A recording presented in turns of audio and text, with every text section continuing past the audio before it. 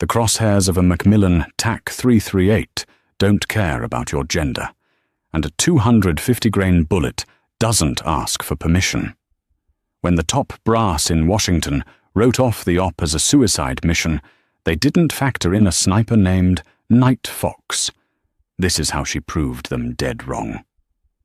The air in the secure briefing room at Naval Air Station Oceana, Dam Neck Annex, was cold enough to preserve meat. It was a stark contrast to the heat radiating from the satellite imagery projected onto the main screen. The target was a jagged, unforgiving stretch of the Puntland coast in Somalia. Nestled into the cliffside was a heavily fortified compound that officially didn't exist, run by a man who officially was already dead. Lieutenant Commander Catherine Caldwell sat near the back of the room, her posture rigid, her eyes locked on the thermal scans. At 32, she was the first female Tier 1 sniper to operate within the Naval Special Warfare Development Group, DEVGRU.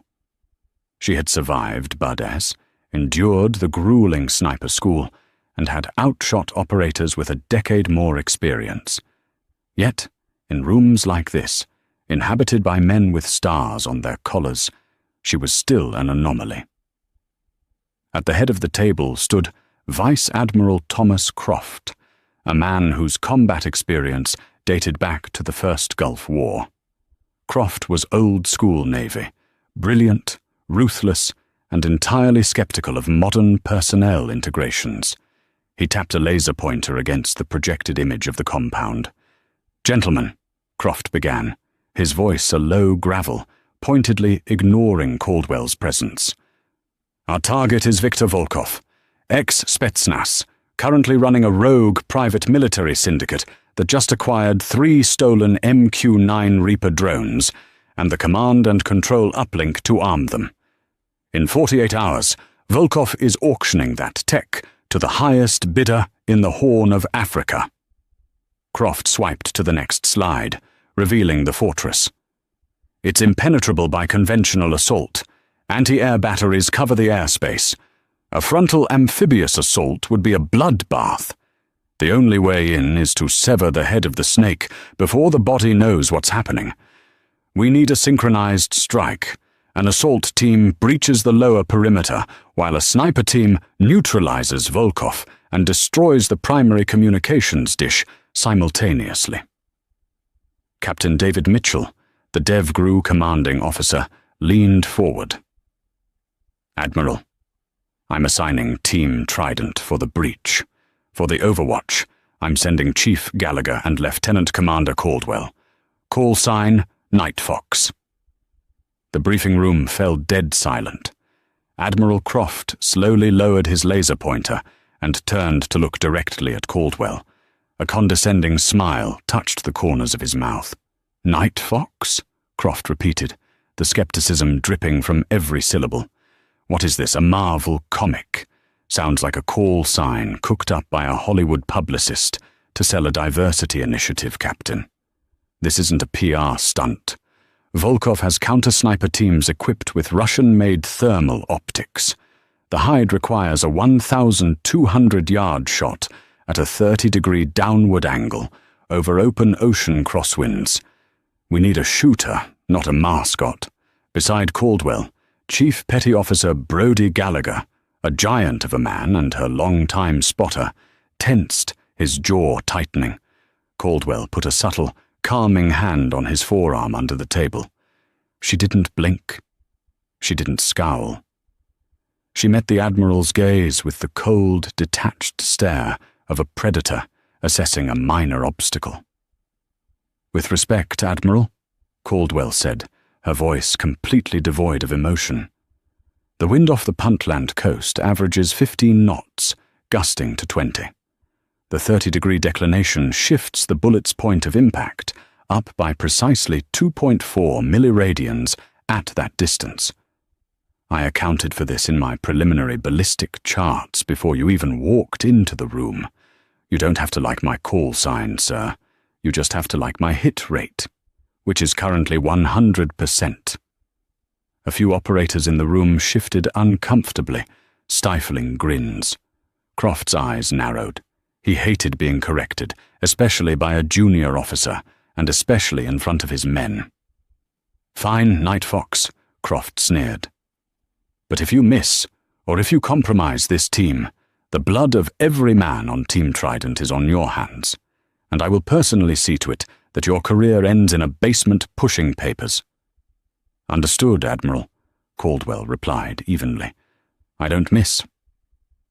The die was cast. The mission, Operation Silent Tide, was green-lit.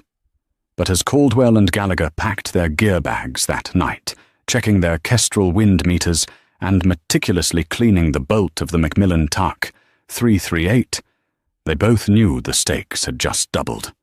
It wasn't just about stopping a global threat anymore. It was about proving that the era of underestimating Catherine Caldwell was over. The insertion was a masterclass in calculated misery. 48 hours later, the USS Florida, a nuclear-powered guided missile submarine, hovered silently just off the Somali continental shelf. From its dry deck shelter, Caldwell, Gallagher, and the six-man assault team deployed into the pitch-black, frigid waters of the Indian Ocean aboard Stealth Seal delivery vehicles, SDVs. Breathing pure oxygen through their closed-circuit Draeger rebreathers, they swam the final nautical mile. There were no bubbles, no sound, just the rhythmic, burning exertion of moving through the dark. Caldwell carried over 80 pounds of gear, including her primary weapon broken down in a watertight drag bag. They breached the surface at 0200 local time. The jagged cliffs of Puntland loomed above them, like the jagged teeth of a leviathan. Leaving the assault team at the base of the ravine, Caldwell and Gallagher began the grueling, vertical ascent. Using tactical grapnels and suppressed ascenders, they scaled 150 feet of sheer, crumbling rock, every dislodged pebble sounding like a gunshot over the crashing waves below. By 0345, they had established their hide on an outcropping that offered a commanding view of Volkov's fortress. Gallagher expertly laid out the camouflage netting, blending their silhouette into the rocky background using ATAC's arid camo. Caldwell assembled her rifle by touch, muscle memory guiding the bolt into the chassis, sliding the heavy barrel into place. She pressed her eye to the Schmidt and Bender scope. Through the night vision optic, Volkov's compound glowed in eerie shades of green and white. "I have the dish," Caldwell whispered, centering her crosshairs on the massive microwave communications relay on the roof of the main building. "Distance?" "Ranging," Gallagher muttered, looking through his spotting scope. 1,240 yards. Wind is brutal, Cat. Full value from the left, 17 knots, gusting 22. Humidity is 80%. Barometric pressure is dropping. "Dialing 6.8 mils up, holding 2.2 left," Caldwell said, her breathing slowing to a rhythmic, meditative pace. Her heart rate dropped to 60 beats per minute. "Trident is moving to breach point Alpha," Gallagher relayed, listening to the encrypted comms chatter in his earpiece. 3 minutes to sync. Caldwell scanned the compound. Something felt wrong. The hairs on the back of her neck stood up. An instinct honed by years of reading anomalies in the battlefield. She shifted her optic from the dish to the courtyard below. "Brody, check the patrol paths," she whispered. Gallagher swung his glass down. Silence hung between them for an agonizing 5 seconds. "Damn it," Gallagher hissed. "They aren't patrolling. They're establishing a funnel." Through her scope, Caldwell saw it. The guards weren't walking standard perimeter beats. They were purposefully leaving a blind spot near the western wall, the exact spot Team Trident was currently approaching to breach. Worse, tucked into the shadows of a second-story balcony overlooking that blind spot, Caldwell spotted the faint, unnatural geometric shape of a heavy barrel. "Heavy machine gun nest, DSK, 12.7 millimeters, concealed on the second-floor terrace," Caldwell said, her blood running cold. Thermal sweeping optics mounted. They aren't guarding the perimeter. They're waiting for an ambush. Intel had been disastrously wrong. Volkov knew they were coming. Someone had tipped him off, and Team Trident was 60 seconds away from walking right into a meat grinder. "Command, this is Night Fox," Gallagher whispered urgently into the PRC-117G radio. "Abort breach. I say again, abort breach. Target area is a compromised kill zone." Static hissed back. "Night Fox, this is Overlord. Negative. Signal is being jammed locally at the perimeter. Trident cannot hear you." Admiral Croft's voice suddenly cut through the static from the command center halfway across the world. "Night Fox, what is your status? Why are you calling an abort?" "Admiral, Volkov has a trap set. A heavy machine gun is zeroed on Trident's breach point. Comms to Trident are jammed. If they breach, they die." "Take out the gunner," Croft ordered. "Negative," Caldwell interjected. "If I fire on the gunner, I compromise my position. Volkov will hear the shot, take cover, and trigger the drone launch sequence before we can hit the dish. The mission fails." "If you don't take that gunner, my men die, Caldwell," Croft shouted, his earlier smugness replaced by panic. "Shoot the damn gunner." Caldwell stared through the scope. The HMG gunner's finger was hovering over the spade grips. Below, she saw the IR strobes of Team Trident stacking up against the western wall, oblivious to the fact that they were seconds away from being shredded. She had to take out the communications dish to complete the mission, take out Volkov to cut the head off the snake, and take out the gunner to save the team. And she only had one bullet in the chamber. "Brody," Caldwell said, her voice dropping an octave, slipping into a terrifying calm. "Give me a read on the structural support of the comms dish, the left stanchion."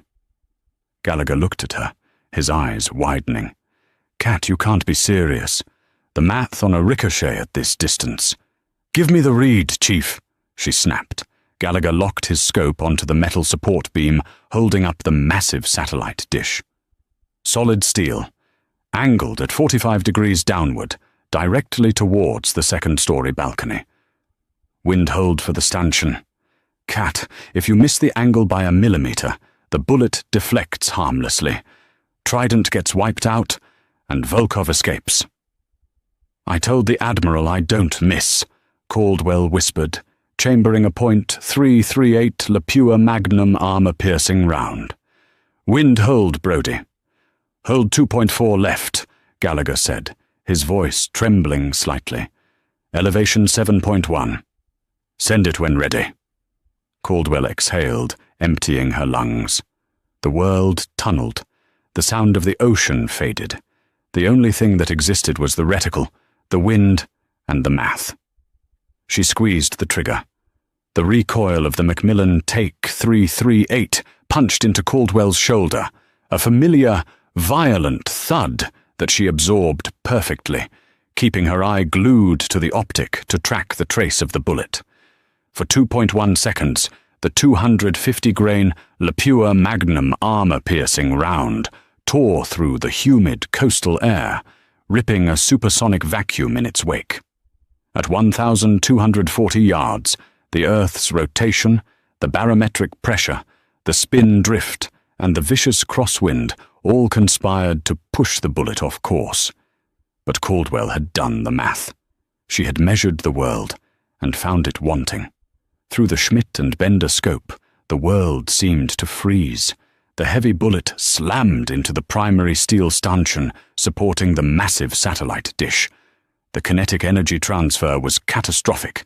Sparks showered the roof like a dying firework. The armor-piercing core bit into the angled steel, shearing the structural bolt in half. The stanchion buckled instantly, but the bullet wasn't done. Deflecting at a precise downward 45-degree angle, the deformed slug maintained enough terminal velocity to act as a deadly shrapnel wave. It tore through the second-story balcony awning and struck the breech of the DSHK heavy machine gun, violently detonating the ammunition belt feeding into it. A secondary explosion rocked the terrace. The gunner was thrown backward, incapacitated, the ambush dismantled in a single heartbeat. Simultaneously, the severed stanchion gave way. The massive communications dish groaned, tilted, and crashed through the roof of the main building in a shower of concrete and twisted metal. Target neutralized. Com dish destroyed.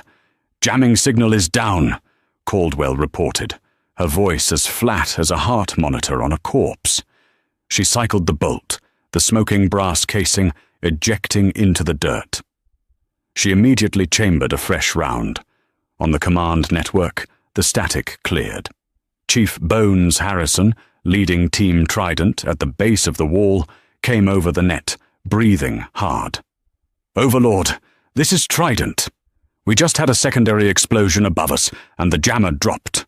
Breach is a go." In the command center, thousands of miles away, dead silence hung over the communications operators. Admiral Croft stared at the live feed from the overhead drone, his mouth slightly open. He had just witnessed a geometrical impossibility executed under the most stressful combat conditions imaginable. "Trident, this is Overlord," Captain Mitchell said, stepping up to the microphone, shooting a sideways glance at the stunned Admiral. "Breach and clear. Night Fox has the overwatch." Below, the assault team blew the western wall. The breaching charge sent a shockwave up the cliffside. Trident poured into the courtyard, moving with the fluid, lethal grace of Tier 1 operators. Suppressed M4s coughed quietly as they methodically cleared the perimeter guards, securing the courtyard in less than 60 seconds. "First floor clear," Harrison reported. "Moving to the second." Caldwell scanned the windows ahead of them, her crosshairs darting from shadow to shadow. "Brody, keep an eye on the rear exit," she instructed. "I've got nothing," Gallagher said, peering through his spotting scope.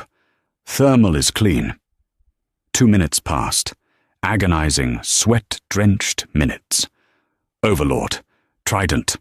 Harrison's voice cracked over the radio. There was a tight, panicked edge to it that Caldwell had never heard from the veteran chief before. "Building is secure. We have the drone command consoles. They're empty. Just dummy terminals. Volkov isn't here." Croft snatched the microphone. "What do you mean he isn't there? The intel confirmed he was in the command center." "The command center is a decoy, Admiral," Harrison shouted over the comms. "We found a sub-basement tunnel leading out towards the cliffs. And Overlord, the launch sequence for the Reapers just activated on the dummy screens. He's controlling them remotely." Caldwell's heart hammered against her ribs. She panned her rifle away from the compound, tracking down the coastline, following the jagged rocks where the subterranean tunnel must empty out. "Brody," Caldwell snapped. "Find him. Now." The adrenaline that had spiked during the destruction of the comms dish now crystallized into something entirely different inside Lieutenant Commander Catherine Caldwell. It became a cold, hyper-focused dread. The radio chatter in her earpiece was a chaotic symphony of controlled panic. Chief Harrison's voice, usually a bedrock of calm, was strained as his men tore through the empty decoy command center. "Scanning the shoreline," Chief Petty Officer Brody Gallagher said, his voice tight, his eye practically glued to the spotting scope. He was panning the heavy optics across the pitch-black, violently crashing waves at the base of the cliffs. Nothing. Just rocks and foam. "Wait, hold on." He adjusted the focus, dialing up the thermal gain. "Heat bloom," Gallagher announced, his tone dropping an octave. 2 clicks north, hidden in a tidal inlet. Caldwell didn't waste a millimeter of movement. She wrenched the heavy Macmillan Take 338 on its bipod, grinding the spiked feet into the loose shale of their hide. She tracked north, chasing the coordinates Gallagher threw at her. "Distance?" she demanded. "Lacing now." Gallagher replied, tapping the button on his laser rangefinder. The invisible beam bounced off the target and returned the data. 1,650 yards. Cat, that's almost a full mile. Through her Schmidt and Bender optic, Caldwell finally found the cave. Even enhanced by Generation 3 night vision, it was little more than a deeper shade of black against the dark ocean. But deep inside that jagged maw, a distinct thermal signature pulsed. It was a ghost boat, a radar-absorbent, low-profile stealth insertion craft, tucked neatly into the sea cave. The twin outboard engines were already running hot, glowing a bright, angry white in her thermal display. And there, standing near the helm, was the distinct, broad-shouldered silhouette of Viktor Volkov. In front of him, the faint, rectangular glow of a ruggedized military laptop illuminated his face. He was frantically typing, a mobile satellite uplink dish deployed on the stern of the small craft.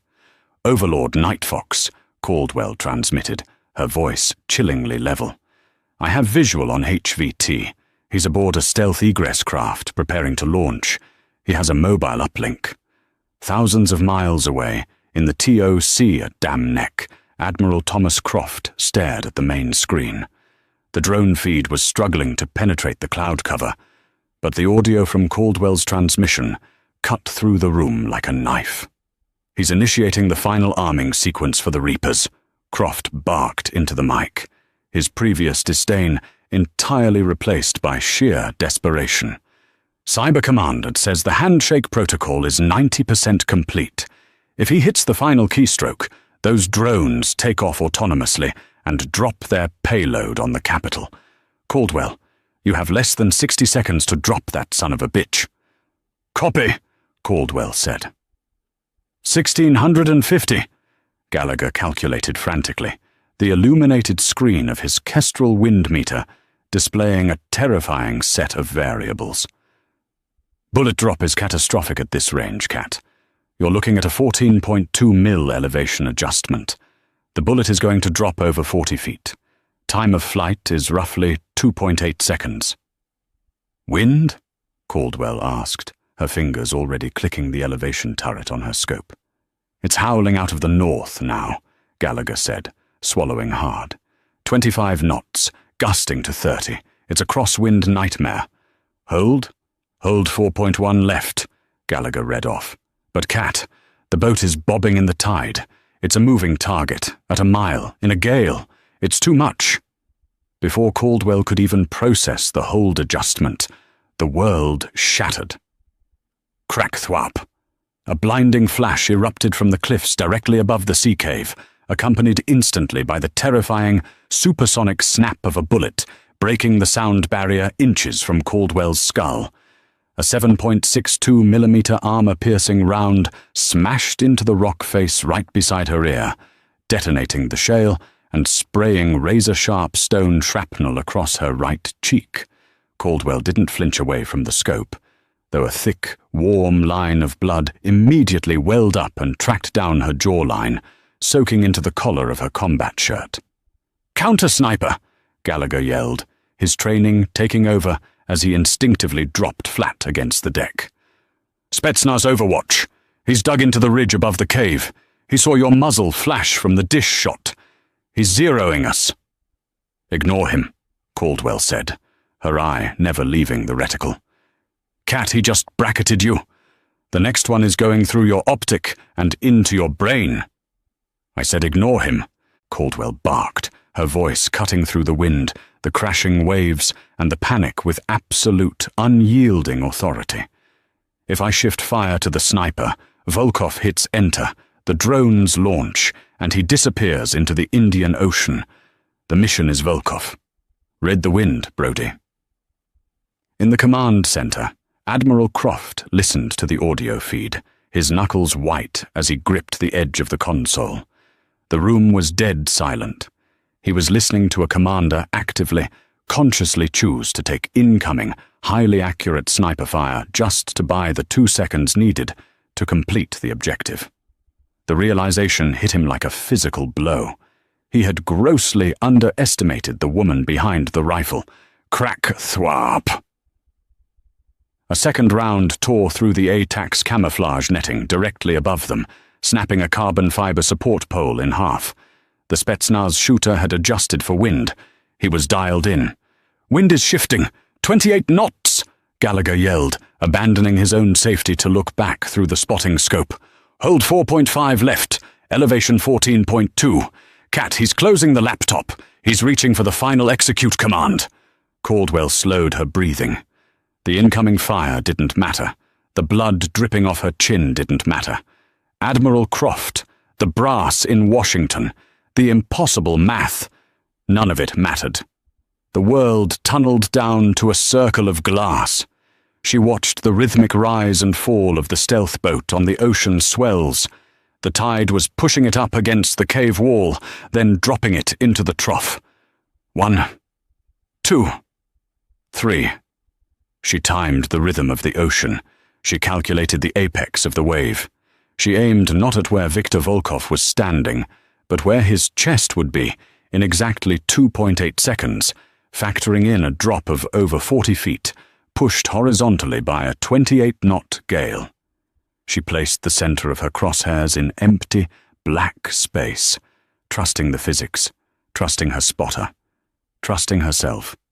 "Sending," Caldwell whispered. She pressed the trigger straight to the rear. The Tarsay 338 roared, a localized thunderclap that kicked dust into the air. The heavy 250-grain Lapua Magnum round leaped from the barrel, beginning its long, agonizing, arcing journey through the dark sky. Caldwell immediately racked the bolt, ejecting the brass, but she didn't look away from the scope. She followed the trace. 1 second.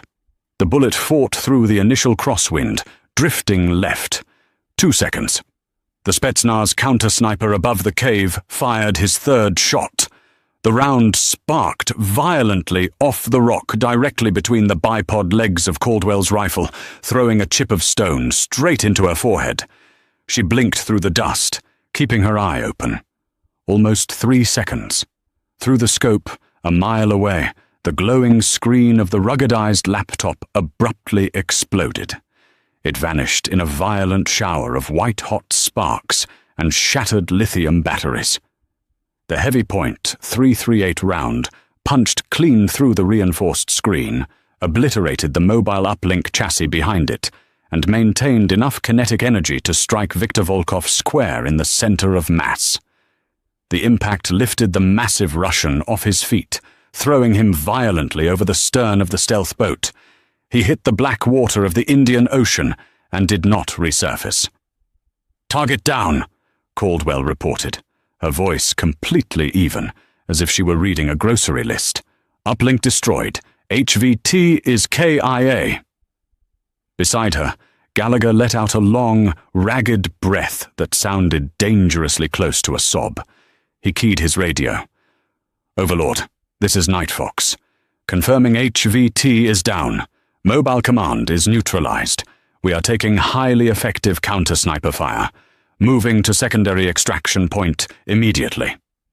In the talk, the silence held for a beat, then shattered into a chorus of cheers. But Captain Mitchell simply stared at Admiral Croft. Croft slowly took off his headset, rubbing his face with both hands. "Copy that, Night Fox," Mitchell said, stepping to the comms panel, his voice thick with relief and a deep, profound respect. "Cyber confirms drone arming sequence has failed. The Reapers are powering down. Trident is moving to cover your exfil route. Get out of there, Cat. Godspeed." On the cliffside, Caldwell packed her rifle into the watertight drag bag with methodical, practiced precision. She wiped the blood from her cheek and forehead with the back of her tactical glove, leaving a dark smear across her face. She looked at Gallagher, who was still shaking slightly from the near misses. She gave him a tight, single nod. "Let's ghost," she whispered. They grabbed their gear and slid backward, fading into the jagged shadows of the Somali cliffs. The Spetsnaz sniper fired 2 more blind shots into the darkness, but there was nothing left to hit. Caldwell and Gallagher vanished into the night, leaving nothing behind but the shattered remains of a global threat and a legacy that the top brass would never question again. The debrief at Dam Neck was noticeably quieter than the initial briefing. Admiral Croft stood at the head of the table, his eyes locked on Lieutenant Commander Caldwell. He didn't offer an apology, but he didn't need to. He simply slid her after